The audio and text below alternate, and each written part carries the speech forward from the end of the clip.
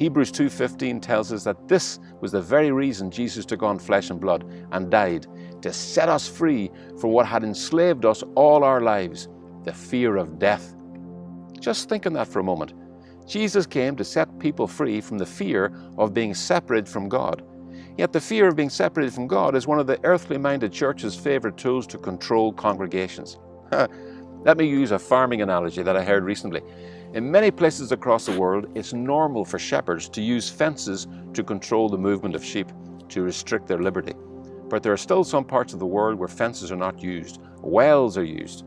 The shepherd sinks a well that brings up such fresh water that the sheep, when they get the taste of that water, they never wander too far away from that well. If you have a good well, you don't need fences. Churches or ministries that use fear to control people's behavior have had to start using those fences because the water coming from their well doesn't taste good enough to keep their folk from turning back to the world.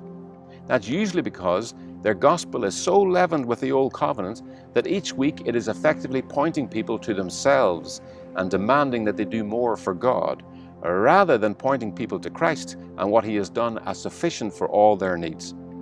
The problem with a message that points to you is that that's the same water being served from all the wells of this world. Monday to Saturday, this world is saying to people, your life doesn't measure up. You need to do more, earn more, achieve more, buy more, in order to save yourself from being separated from real life. And then they go to church on Sunday looking for living water, and they get the same earthly message, dressed up in scriptural clothes. It usually sounds like, here's 7 things you need to do to live the Christian life.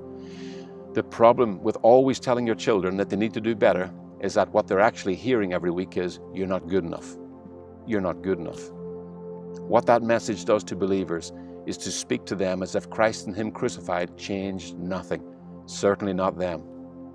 You know, yes, under the old covenant, you could say to God's people, you're not good enough. Here are some sacrifices that will cover that. But under the new covenant, the most important thing God's people need to hear and never stop hearing is not, you're not good enough, but rather, you died, and your life is now hidden with Christ and God. Preacher, that old you life that you keep preaching at every Sunday, God killed and buried. And all you're preaching at it and speaking to it every Sunday, all that's doing is raising it back up in the minds of your hearers. Keep doing that, and there's a great danger that your congregation will believe you. And having begun by the power of the Spirit, they'll now try to start finishing in the flesh what the Spirit completed. In other words, they'll start to live as people separated from God and His blessings. That's how religion pays for itself. It separates you from Christ and then charges you to get back. As long as you're trying to establish a name for yourself through the way you live your life, you will struggle to submit to accept the name God has for you.